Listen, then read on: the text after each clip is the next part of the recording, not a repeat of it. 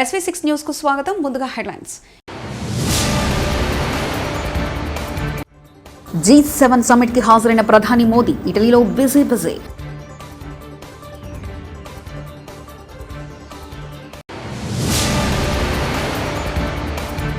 ఆంధ్రప్రదేశ్ ఉప ముఖ్యమంత్రి Pawan Kalyan.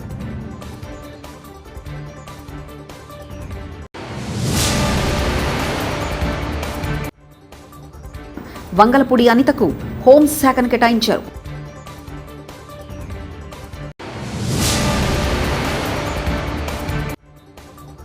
YCP alert, రంగంలోకి జగన్. ఇటలీలో ప్రతిష్టాత్మకంగా G7 సభ్య దేశాల సమావేశం కొనసాగుతుంది. ఈ సమావేశానికి హాజరయ్యేందుకు ఇటలీ వెళ్లారు ప్రధానమంత్రి నరేంద్ర మోదీ. ఆయన బిజీగా ఇటలీలో గడిపారు. దీనిలో భాగంగా శుక్రవారం ఇటలీ ప్రధాని జార్జియా మెలోనీతో పాటు వివిధ దేశాధినేతలతో సమావేశమై ఇరు దేశాల ద్వైపాక్షిక సంబంధాలపై చర్చలు జరపనున్నారు. తర్వాత అమెరికా అధ్యక్షుడు బైడెన్తో నరేంద్ర మోదీ భేటీ అయ్యే అవకాశం ఉంది. కాగా ప్రతిష్టాత్మక G7 సమ్మిట్ ఇటలీలో నిన్న గురువారం అట్టహాసంగా ప్రారంభమైంది. ఈ సమావేశం కోసం భారత ప్రధాని మోదీతో పాటు G7 సభ్య దేశాల దేశాధినేతలు ఇప్పటికే అక్కడికి చేరుకున్నారు. ఇటలీ ప్రధాని జార్జియా మెలోనీతో పాటు భారత రాయబారులు, ఆ దేశ విదేశాంగ మంత్రిత్వ శాఖ అధికారులు ప్రధాని మోదీకి స్వాగతం పలికారు. ఎక్కడైనా ఎవరికైనా కరెంటు ముట్టుకుంటే షాక్ కొడుతుంది, కానీ కరెంటు బిల్లు వస్తే షాక్ కొట్టే పరిస్థితి నెలకొంది. ఒక నెలలో విద్యుత్ వాడకాన్ని బట్టి కరెంటు బిల్లు వందల్లో వేలలో వస్తుంది. అదే వాణిజ్య సముదాయానికి అయితే లక్షల్లో వస్తుంది. కానీ ఒక ఇంటికి కోట్లలో బిల్లు వచ్చింది. దీన్ని చూపిన సదరు వినియోగదారుడు షాక్ గురయ్యాడు. ఈ ఘటన బిజినేపల్లి మండలం ఖానాపూర్లో ఇటీవల చోటు చేసుకుంది. జూన్ మొదటి వారంలో ఖానాపూర్ గ్రామంలో సిబ్బంది విద్యుత్ బిల్లులు జారీ చేశారు. ఈ క్రమంలో వేమారెడ్డికి కోట్లలో విద్యుత్ బిల్లు వచ్చింది. బీహార్ జైల్లో ఉన్న ఎమ్మెల్సీ కవితతో ఆమె సోదరుడు బీఆర్ఎస్ వర్కింగ్ ప్రెసిడెంట్ కేటీఆర్ ములాఖాత్ అయ్యారు. కవిత యోగక్షేమాలు అడిగి తెలుసుకున్నారు. ఢిల్లీ మద్యం పాలసీ స్కామ్ కేసులో అరెస్ట్ అయిన కవిత ప్రస్తుతం తిహార్ జైల్లో ఉన్నారు.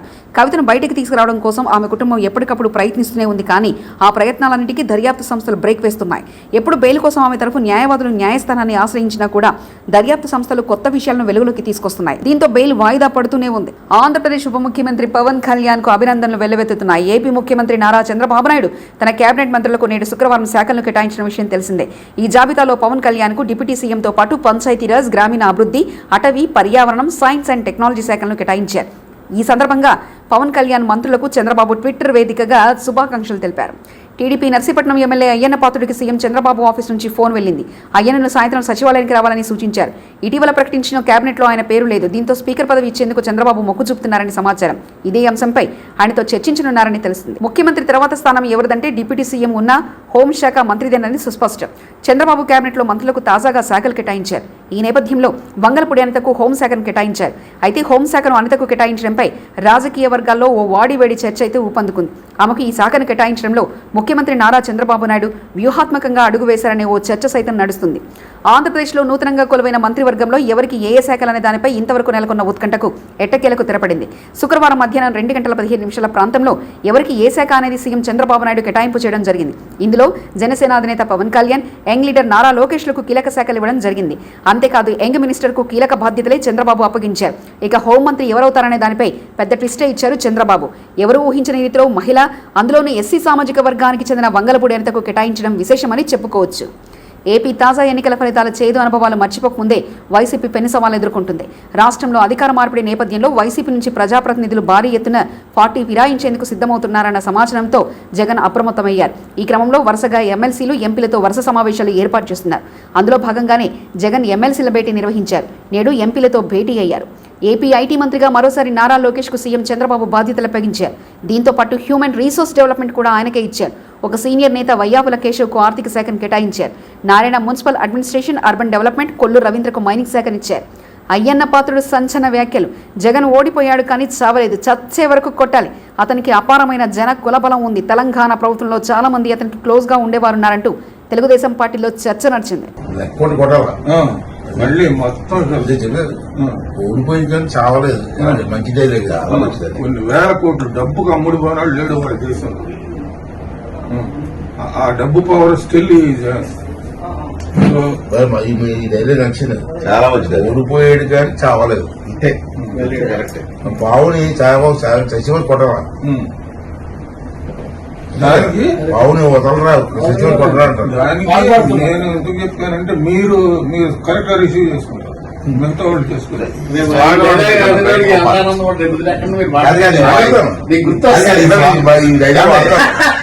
ఈ స్వాగతం వాడాలి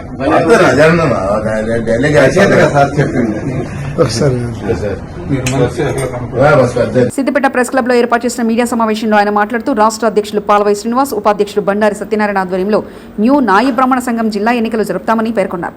జిల్లాలో 25 మండలాలు నాయి బ్రాహ్మణ సంఘం సభ్యులు ఆసక్తి ఉన్నవారిని తీసుకుని ముందుకు వెళ్తామని తెలిపారు.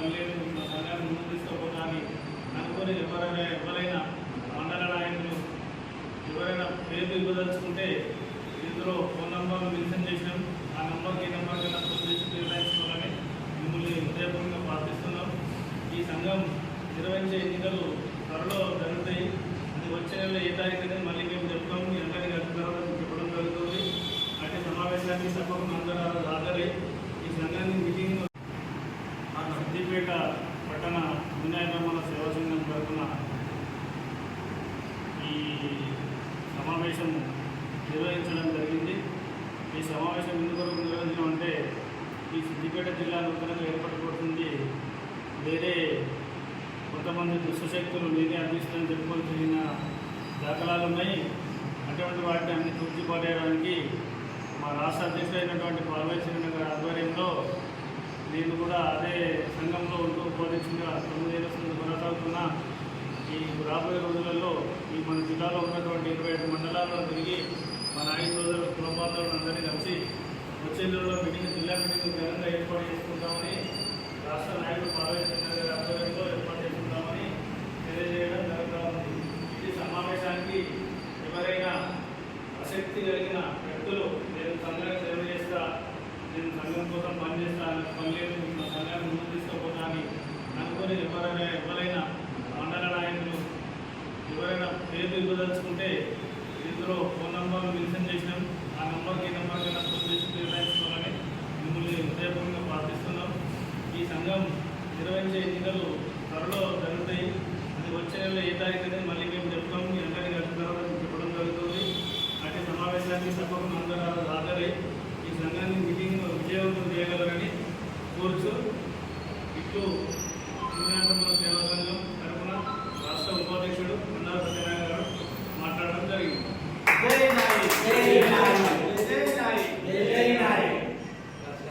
నల్గొండ జిల్లా నార్కెట్పల్లి మండలంలోని బ్రాహ్మణ వెల్లంల బడిబాట కార్యక్రమంలో భాగంగా అక్షరాభ్యాసం చేయించి పాఠశాల అభివృద్ధి పనులకు శంకుస్థాపన చేసిన రోడ్డు, భవనాలు, సినిమాటోగ్రఫీ మంత్రి కోమటిరెడ్డి వెంకటరెడ్డి.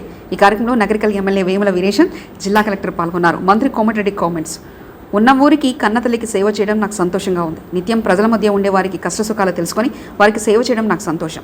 వచ్చే 4 నెలల్లో రాష్ట్ర ముఖ్యమంత్రికి వెల్లంల ప్రాజెక్టు ప్రారంభానికి తీసుకొస్తా. ఈ ప్రాంత చెరువులు నింపి ఇక్కడ సస్యశ్యామలం చేస్తామని తెలిపారు. లాస్ట్ 10 years మన గవర్నమెంట్ లేకున్నా అంతకుముందు రాజశేఖర రెడ్డి గారు మన ఊరికి 3 సార్లు తీసుకొచ్చిన.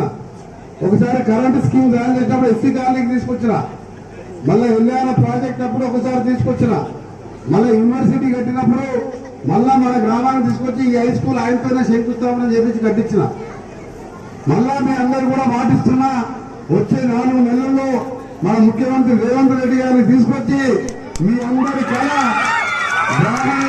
ప్రాజెక్టు, ఆ ప్రాజెక్టు 200 కోట్లు ఖర్చు పెడితే 1,00,000 ఎకరాలకు నీళ్ళు వచ్చి ఇదంతా కూడా పచ్చగా నీళ్ళయి మన ప్రతి చెరువులో ఇలా కృష్ణా జలాలతోని మనం వ్యవసాయం చేసుకుంటాం. ఇది ఎప్పుడైపోవాలి? 2013 అయిపోవాలి. కానీ తెలంగాణ కోసం కొట్లాడినాం. నేను కూడా మినిస్ట్రీగా రిజైన్ చేసిన. అప్పుడు కిరణ్ కుమార్ రెడ్డి పైసలు తీయలే ఆ కోపం మీద. ఆ తర్వాత కేసీఆర్ వచ్చిండు, ఆయనకు నాకు కొట్లాట, ఆయన 10 ఏళ్ళు పైసలు ఇయ్యలే. ఇప్పుడు మన గవర్నమెంట్ వచ్చింది, నేను అడిగితే ఏదైనా ఇస్తారు ముఖ్యమంత్రి గారు. నేను ఇది కావాలని అడగడం ముందే ఆయనే చెప్పిండు, నీ బ్రాహ్మణుల ప్రాజెక్టు ఎస్ఎల్బిసి టనల్ 2,000 కోట్లతోని 1 year లోనే పూర్తి చేద్దామని చెప్పి ఇలా ఎల్లాల ప్రాజెక్టు 250 కోట్లు ఆ రోజు రివ్యూలో మన ఎమ్మెల్యే గారు నేను ఉత్తమ్ కుమార్ రెడ్డి కూర్చొని పనులు ప్రారంభించినాం. ఇప్పుడు సి గారు కూడా వచ్చిండు, ఈ గారు వచ్చిండు.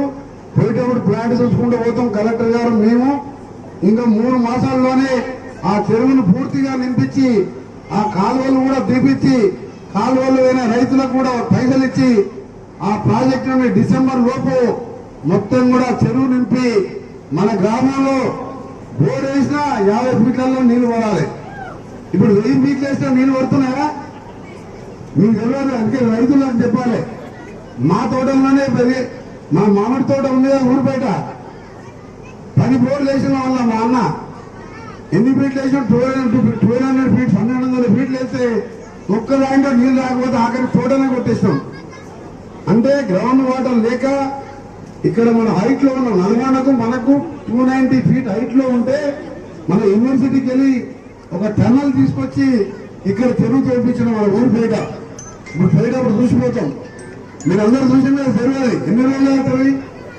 ఆ చెరువు నిమిత్తంటే భూమిలో జలాలుంటే గ్రౌండ్ వాటర్ పెరగాలని నేను అప్పుడు 3వ ఎమ్మెల్యే ఉన్నప్పుడు శాంక్షన్ చేయించిన. దురదృష్టవశాత్తు లేట్ అయింది.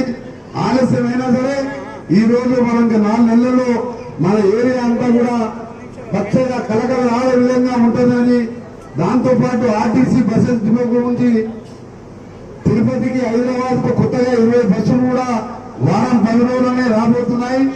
దాంతో పాటు మన గ్రామంలో ఈ స్కూల్ ని కూడా ఇప్పుడే కలెక్టర్ గారు మేము ఎమ్మెల్యే గారు చూసాం.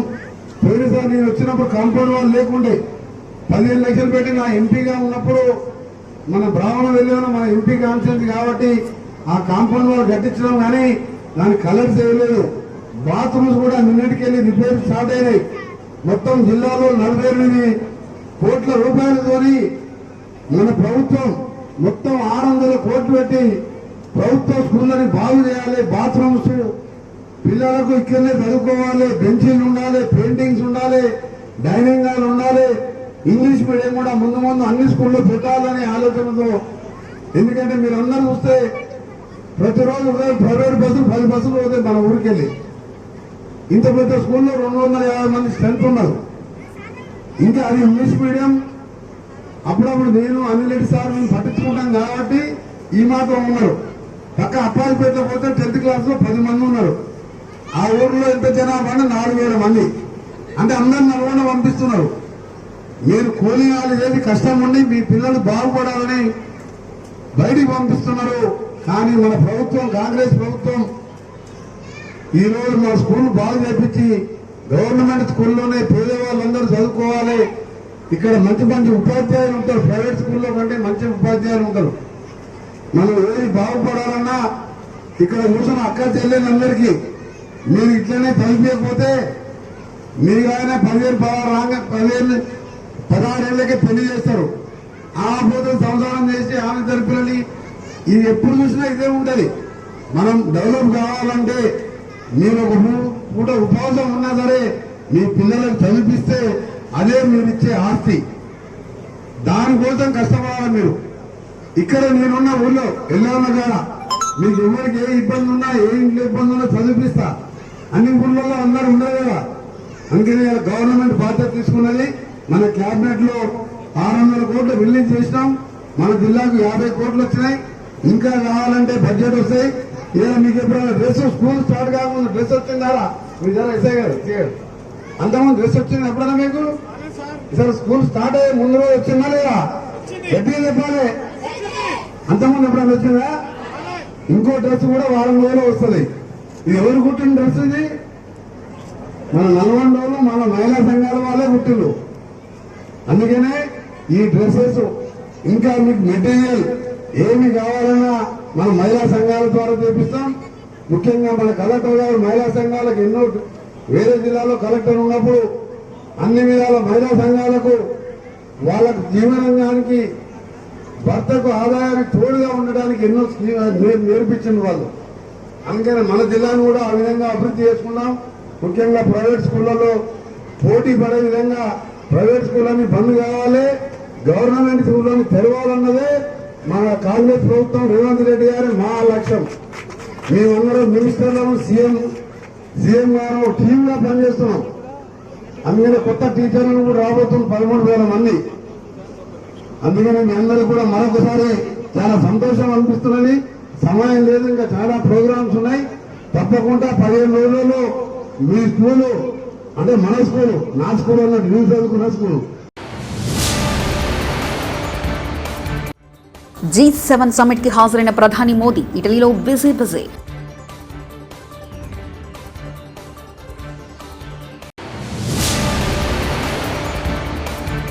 ఆంధ్రప్రదేశ్కు ఉప ముఖ్యమంత్రి పవన్ కళ్యాణ్.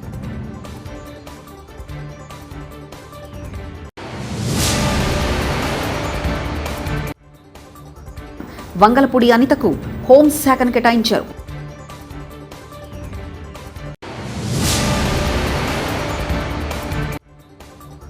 వైసీపీ అలర్ట్, రంగంలోకి జగన్. ఇవి బులెటిన్ విశేషాలు. చూస్తూనే ఉండండి SV6 న్యూస్.